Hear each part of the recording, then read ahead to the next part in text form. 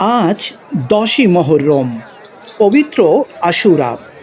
আজকের এই দিনে মরিয়মনগর তালুকদার দিঘির পাড়ে প্রতি বছরের ন্যায় অনুষ্ঠিত হচ্ছে আশুরা মেলা। প্রায় ৩০০ বছর ধরে প্রাচীন ঐতিহাসিক আশুরা মেলা অনুষ্ঠিত হয়ে আসছে। ঐতিহাসিক কারবালার শোকাবহ ঘটনাকে জারিগানের মাধ্যমে এখানে উপস্থাপন করা হতো, আর সেই জারিগান শুনতে দূর দূরান্ত থেকে অনেক মানুষ এখানে ছুটে আসতো।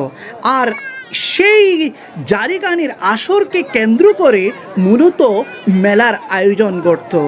যদিও বা সেই জারিগানের আসর এখন আর বসে না, কিন্তু সেই মেলা সেই ঐতিহ্যগতভাবে এখনো পর্যন্ত চলে আসছে।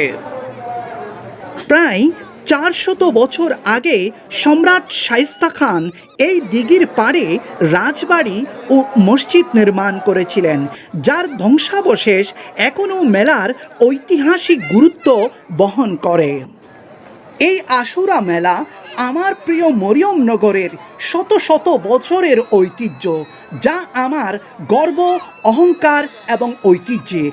ভিডিওটি বেশি বেশি শেয়ার করুন।